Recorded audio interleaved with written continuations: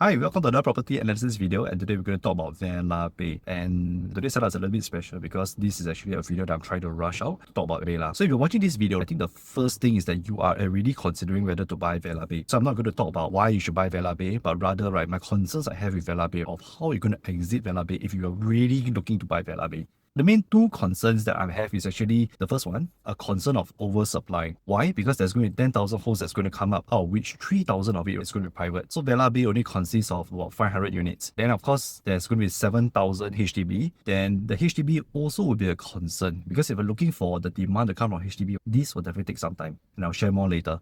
Another thing is the price point, because the price point for Vela Bay, if you saw the news at the point of time when they buy, they were the highest government land sales in the OCR regions, which is the outside of central region.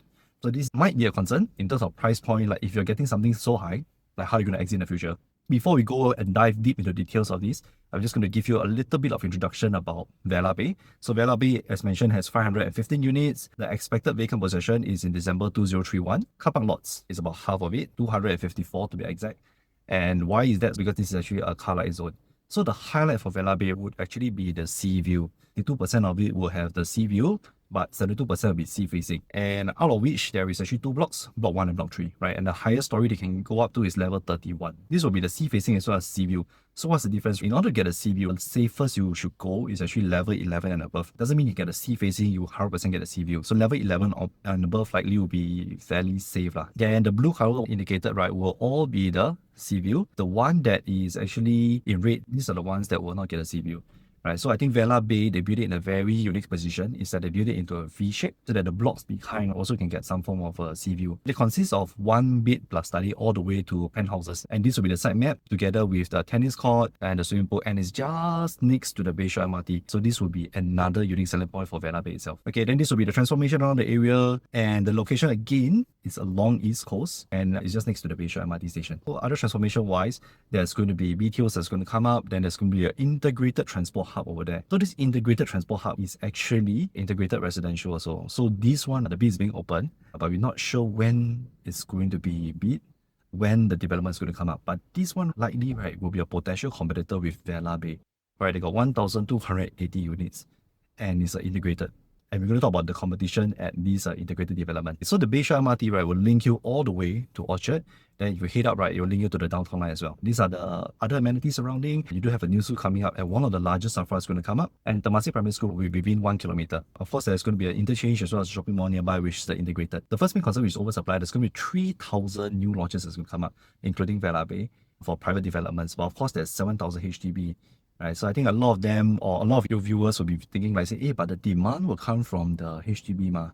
The issue that I see is this HDB, right, will not MOP so fast. This whole cluster here, right, will be the HDB plus. So HDB plus, right, will take 10 years to MOP. So the timeline will be as follows.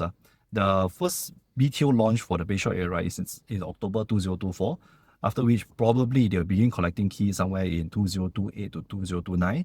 And if let's say Vela Bay estimated TOP is 2031, or it could be earlier, 2030, and the BTO only MOP somewhere in 2038 or 2039 onwards. So Vela Bay, right, will effectively be about 8 or 9 years old already. So the demand from these HDB upgraders will definitely not come in so fast.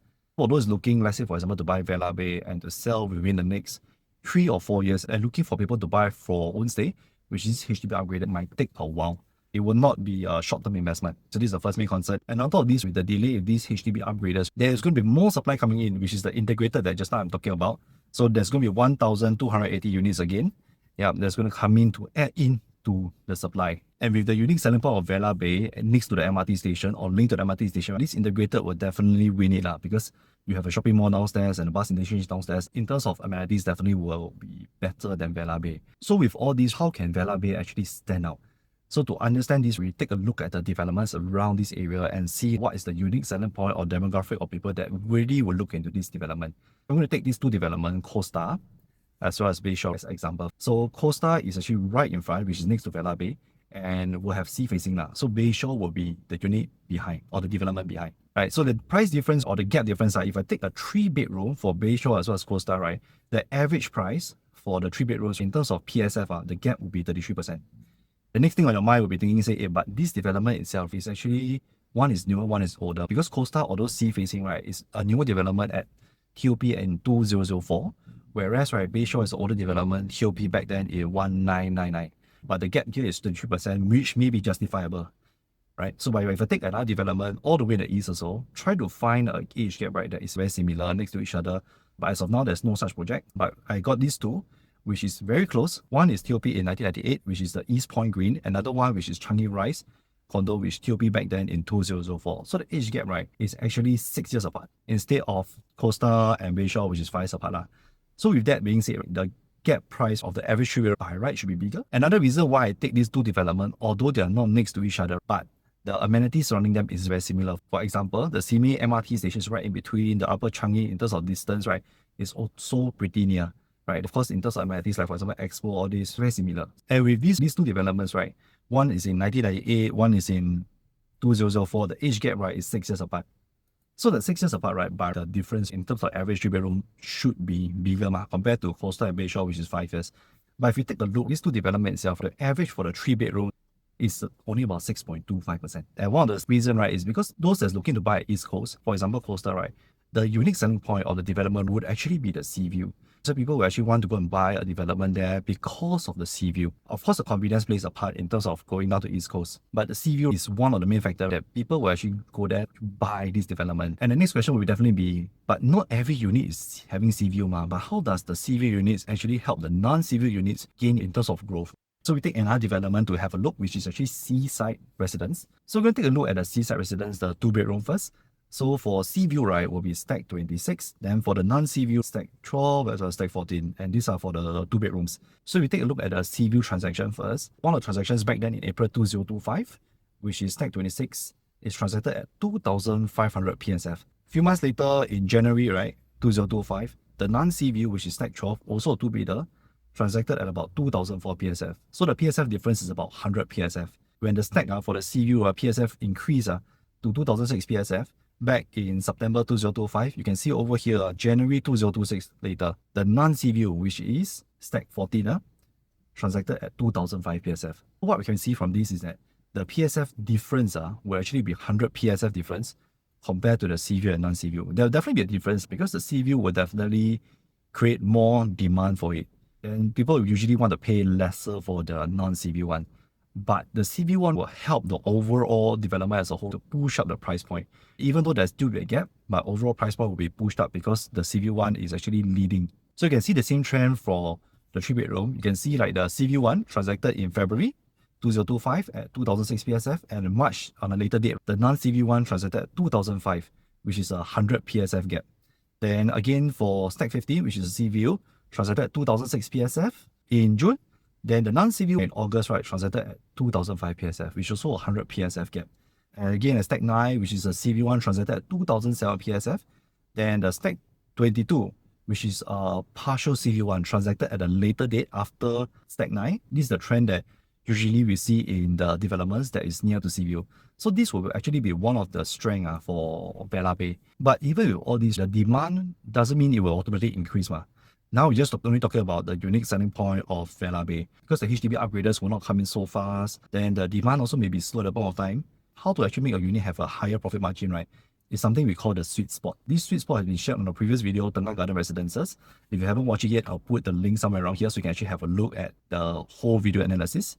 This sweet spot is very important because even if the demand there at this point of time, or even after 4 years later, is lower, right, well, having this sweet spot will definitely give you a leverage. And we're going to share a little bit more about what this sweet spot again and how we can actually apply to Vela Bay. But before we talk about this sweet spot, if you have any questions or queries, you can reach out to me or reach out to my partner, Celine. So what is sweet spot? Sweet spot is right below here. So we talk about unique selling point. So the higher the unique selling point is one thing, but there's also another factor, which is actually the premium, which is the price you're paying for the unit. The higher it is, you pay more. Of course, your margin of growth may be lesser. The lower you pay for it, if let's say you hit into a strong unique selling point, which is right at the bottom here, you're paying a lower premium, but have a high unique selling point. This is the sweet spot. Of course, you also can pay for a unit with strong unique selling point, but at a higher premium, what's going to happen is that you might take longer to sell your unit, especially for Vela Bay, which might have a lower demand from the start. So it might take some time or longer time for you to sell. Of course, if you're paying a high premium for it, as well as low USP, this one is the worst case scenario. Then of course, you're paying overpriced for this unit that you're purchasing already. So based on all this, where is the sweet spot for Vela Bay? Just to show again, Vela Bay is right here.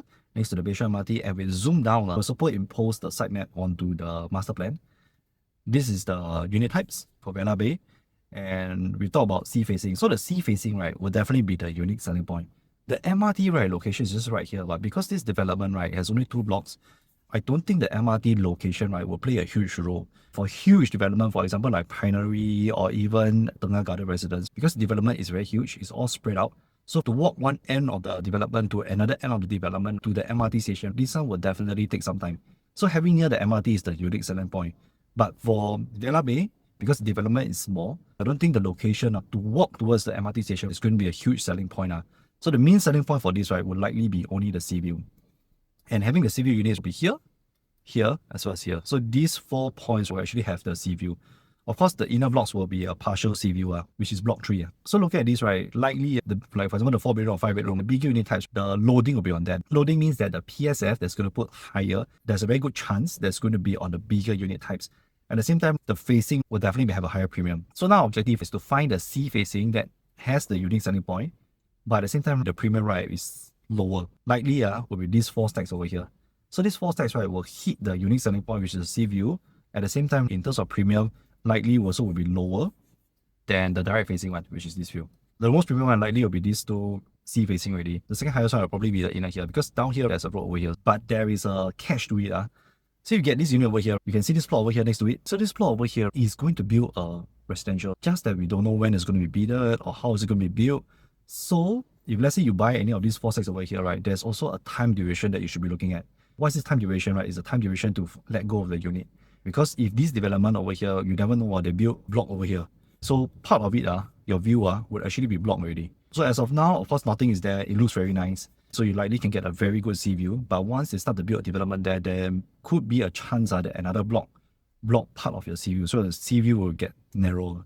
So there's a time constraint to this. If you get any of these 4 stacks here, although it's likely the sweet spot, but your exit plan for this, right, has to be very time sensitive. You have to exit before even this development starts to build up. So knowing the sweet spot is just to make sure that you're entering something safe. You know that you're not paying too high for it, but you get a unique selling point of it. So in terms of, let's say, letting it go, if let's say the demand is not so high or haven't come in yet because of the HDB is upgraded, at least you know that your unit have a sweet spot, so it's easier for you to let go in the future. But with all this, the second concern was actually the price point.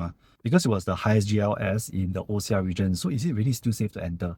So these will be the prices. So the preview is ending soon on 21st of April. If you are skipping Vela Bay because of the price point, then this is something you should look out for also, because the next few land bid will definitely be higher. For example, Kallang is already sold at 1,415 PSF.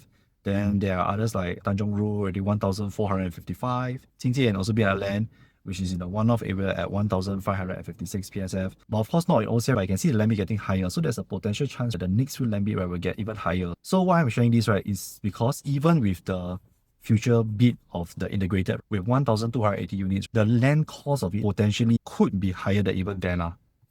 At the same time also, just now we also compared the people that are going to buy this location, likely the sea view is one of the unique selling point.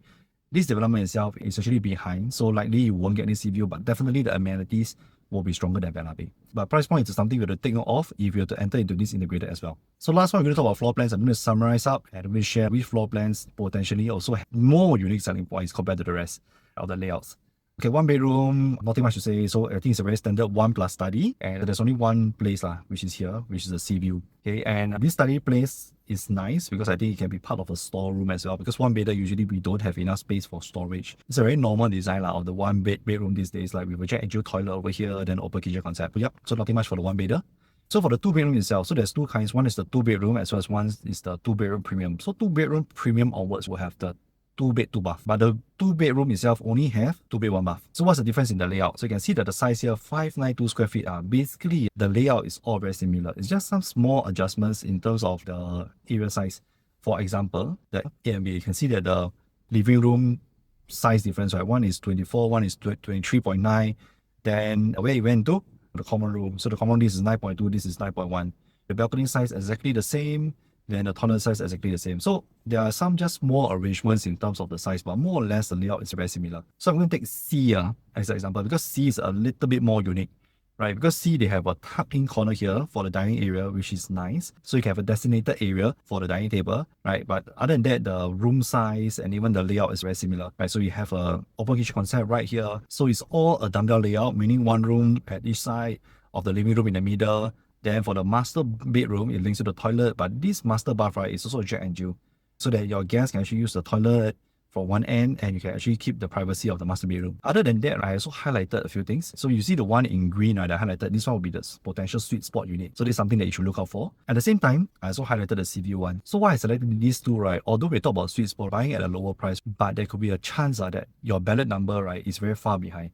So being very far behind, meaning let's say for example, if you're looking at stack 11, which we talk about the sweet spot, but your choice of unit is a very high floor. So per floor jump will increase for stack 11, but if the per floor jump hits too high for stack 11, and if the price point reach very close or very similar to stack 6, which has a Sea-View also at the lower floor, then your choice will probably fall down to stack 6. Yeah, so of course that's why I put these two there. Of course we want to focus on the sweet spot, but also to see your ballot number on the day itself. Does it make sense in terms of the price point? Not only just the stack, which is cheaper overall, but at the point of time, right, like which unit can give you a cheaper price. So I list down these two. So throughout the floor plan, right, take note of the green as well as the blue portion. So these two are the portions that I would look out for. But for the 2-bedroom, honest opinion is that just go for the cheapest one. Don't take note too much on the sweet spot as well as the sea facing.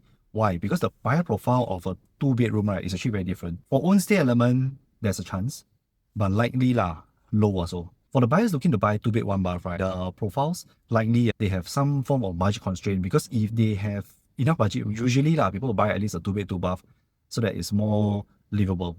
So if 2-bed 1-bath likely got budget constraint, at the same time, some of them they also might buy for rental investment also. So for 2-bed 1-bath, I would feel just go for the cheapest one. It will be a better or safer entry price. So that when exit at time, you can sell to either those that has some budget constraints but want to live in this area, or those that want to buy for rental. Because for rental, the ROI is the most important. Next investor want to buy as cheap as possible. Okay, for the 2-bedroom premium itself, there's also two different sizes. Basically 6, 8, 9 square feet as well as 6, 7, 8 square feet. So there's also from A all the way to D. Then for the layout itself, also dumbbell layout. So meaning the 2 rooms at one side each, then the living room right in the middle. So interestingly, the floor plan for A as well as B for 6, 8, 9 square feet, they do not have a tuck-in kitchen at the corner. So whereas for C and D, they do have a tuck-in kitchen at the corner here. So then there's a possibility to make it an enclosed kitchen concept, right here. For 2 bedrooms itself, majority of them is sea facing. Then there is no stack inside the sweet spot that we talk about. So again, in terms of the floor plan, it's actually quite similar. So you can see over here, the living room space 28.9, this is 29.2. Then where it into, right, is that, for example, it hits into the master bedroom. This is 11, this is 10.9. So there's some small different adjustment in between these few layouts. But one of the main big difference I feel is that actually for A, they actually have a very wide entrance frontage. So when you go inside the unit itself, if you stand at this location over here, which is right in the kitchen there, you will definitely look a lot wider and look a lot bigger. Whereas for B, right, is a lot more elongated, so more portrait style.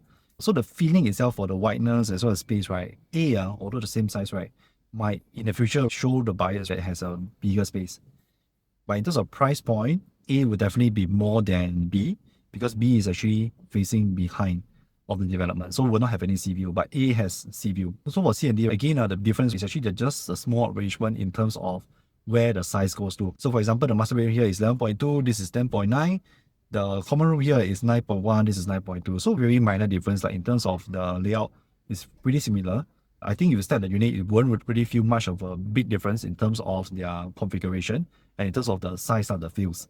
But between these two stacks, which is C and D, D, there's a very good chance that will likely be more expensive because it's facing here, direct sea view. Whereas, right, for C, because it's facing behind and over here there's this Bayshore road, so likely in terms of premium will be lower than D. And for this reason, between these two, I'll go for C. So my overall for this, if my Q number is good, definitely I will go for C. Because if let's say, for example, those that's going to buy 2-bed 2-bath, there's a chance that they might buy this place for livability, to live inside instead of renting out the unit. Having a sea view over here, the unique selling point is important, but at the same time for stack 14, which is C, in terms of price point, it might be lower than A, which is stack 8, or D, which is stack 7. For stack 16, which is B facing backwards, because of the own stay element, they don't have a very strong unique selling point. So I'll just go for C lah, but also most importantly depending on the price point of the day itself. So we're halfway through the floor plan now. We have 3-bedroom. So 3-bedroom also got two sides. So first on top will be the 3-bedroom, and the bottom will be 3-bedroom premium. Okay, for the 3-bedroom, there's a reason why I place all of these premium plus the normal 3-bedroom together, right? Because besides the unique selling point, the sweet spot that we all talk about for the unit selection, there's also another thing called the livability. Livability also plays a huge role, which I'm going to share now. So for example, we talk about the 3-bedroom first. So the 3-bedroom, right, you can see over here, the first layout, which is A here, there is also a tuck-in kitchen. But this tuck-in kitchen, there's no window. So you can actually make it into a potential enclosable kitchen, but there will not be a window. And the toilets here, there's no window. So it's a very functional kind of 3-bedroom. And this one is actually inward facing. Right. So the second one, which is also inward facing, which faces behind, right? This is the only 3-bedroom here, not the 3-bedroom premium, the 3-bedroom here that has windows in the toilets, which is here. Then also window in the kitchen, right? So this one is an enclosable kitchen. And over here, although it's 893, right? And over here, right, there's also a bit of privacy. Yeah, so part of the area would definitely be taken up by this foyer over here. Then after that, we followed by C, which is stack 12. So stack 12, just now mentioned, is at a sweet spot over here. But stack 12, there is potential to enclose the kitchen if you build a huge glass panel over here. So it's an open kitchen concept. In terms of size-wise, the living room space here will definitely feel the biggest, definitely feel bigger than A. And it's actually a dumbbell layout, which actually one room is on the other side. But again, the kitchen, there's no window, the toilet, there's no windows. So this one, in terms of livability, right, it might lose out. So for 3-bedrooms, right, the choice, right, to get, right, would actually be this. So the 3-bedroom, right, the choice to get, I will actually go for this B. In terms of premium, right, it might be even cheaper than stack 12. At the same time, right, it has everything that a 3-bedroom should have. And at the same time, they have windows. So the windows is very important because when you go inside the kitchen with windows or toilet with windows, it makes a huge difference in terms of ventilation and the airiness of the place. Okay, so this is for 3-bedroom. And now we go to 3-bedroom premium. So 3-bedroom premium, what is the difference? Although all the size the same, 1033, we just take the first two first, which is 3-bedroom premium A and 3-bedroom premium B. So step 1, right, is facing here, this direction, towards Bayshore Road. So you will not get a sea view. Then for step 3, right, this one has the sea view, which is here. Right, it's a front block, which is block 1. So the main two difference for these two is actually very minor difference. So it's just some small adjustment in terms of the size. So again, like for example, you can see the living room space here, this is 34.4, this is 33.3. The balcony is exactly the same. The room size 9.1, 9.1 for the common rows. The bedroom, master bedroom, exactly the same, 12.4. The bathroom for master bath, this is a little bit different. This is at 5.2 for A, then for 5.3 for B. Right, so very small difference. And for 3-bedroom premium onwards, there is bomb shelter already. So there's a storage space. And 3-bedroom premium onwards, all the toilet as well as kitchen will have window. For example, here you see a window here and here. Right, so this is a strength for 3-bedroom premium. Then if we look at the last one, which is stack 13, this one also by right should be sea view, indicated wrongly, facing this direction. So in terms of layout, also very similar. You can see that they have the bomb shelter over here, which is a storage, then windows in the kitchen as well as the toilet. And for 3-bedroom premium, right, they have the WC already. 3-bedroom don't have the WC. So why I combine these few floor plans out, although it looks very small, because I just want to share on the livability. So of course we know about the sweet spot, which is stack 12. So stack 12 could be the sweet spot, but in terms of livability, right, for those that actually buying 3-bedroom and above, they will likely buy for own stay. So if you look at 3-bedder, you can go for stack 18, but stack 18 again, then you don't have the unique selling point. So the best one, if combine these two, would actually be stack 13. Why stack 13? Because stack 13 has everything. You have the windows for the toilet, you have the windows for the kitchen, you have the bomb shelter for storage. At the same time, right, you have the unique selling point, which is a sea view, right, over here. And there's a very good chance, right, that you will not pay a premium, right, like stack 3, which is 3-bedroom premium B. Because this one has a good sea view. This one, you have to face the Bayshore Road before having the sea view. So there's a very good chance in terms of the pricing of PSI at the point of time. Stack 13, there's a chance that it will be lower than stack 3 as well. So the choice here would be, if budget constrained and I look for something to buy for 3-bedroom and sell in the future to someone that is looking for livability, then I'll go for stack 18. But if budget is not such a huge concern, I can stretch a little bit to 1033 square feet. Then I'll go for stack 13, which has the unique selling point of a sea view, but not paying a higher potential premium. like stack 3. For 4-bedroom, we have two sizes. It's either you are getting 1173 square feet or 1378 square feet. So the difference between all these, right, is with the 1378 square feet, you actually have the private lift. And stack 10, right, would actually be the sweet spot stack right over here, behind here. So this one will have quite a good sea view, although it's the block behind. Then if you want to get full sea view, would actually be stack 9, which is the 4-bedroom A, right? So this one will face directly the sea view and you'll be the front-facing block, which is block 1. So we talk about the 1173 square feet again. In terms of the differences, right, it's actually very minor difference again. The difference in the layout, for example, the living room here is 38.8, this one is 38.9. The kitchen here is 8.3. The box shutter here is 4.1, here is 4. So very small difference. In terms of the layout, it's very similar. You probably won't feel a big difference if you want these two stacks. But if you want the stack 10, right, you definitely feel a difference already, because this layout itself, you have your private lift. At the same time, you have another toilet over here. And the bathroom is bigger. At the same time, you have the potential of a junior master suite, which is right here. And these two bedrooms also have the direct access to the toilet. And the balcony area is bigger compared to the normal 4-bedroom. And it's also wider. This is 4. This is only 3. So it's actually wider also. So the size-wise and the fitting-wise for stack 10 would definitely feel a lot better. So 4-bedroom, my choice would definitely go for stack 10 because stack 10 is a sweet spot. But at the same time, stack 10 in terms of functionality, right, is a lot more functional because for 4-bedder, usually people buy because they need more space, they live with multi-generation family. So having the extra bathroom or even a junior master suite will actually cater to quite a number of family needs. So coming to a 5-bedroom, there's only one stack of it, there's only one layout. So it's everything that a 5-bedroom should have, including a private lift, which is very nice. At the same time, you have a junior master suite here, as well as here, as well as a master bedroom. So the penthouse itself is just above the 5-bedroom, so very similar. You do have your master bedroom, your junior master suite, but you do have a small window here at the yard. And at the same time, right, this one is a high ceiling and a wider living room space. The last layout will be the penthouse, which is a stack 10. This one, of course, have a high ceiling, a very huge entrance to the balcony, so it looks very spacious. But this one is one junior master suite, but the nice thing is that 2 common rooms, right, actually have access to a Jack and Jill toilet. We come to the end of our video analysis. If any questions about Vela Bay, you can always reach out to us. Alternatively, if you have any other projects that you want us to analyze, you can always let us know also. And if you have not followed us on our social media, do follow us on our social media, like, share, and subscribe, so that when there's new property videos and analysis coming up, you are the first to know. If not, I'll see you in the next video. And do remember to check out our previous video, which is the Tengah Garden Residences project analysis. Alright, I'll see you guys around. Bye.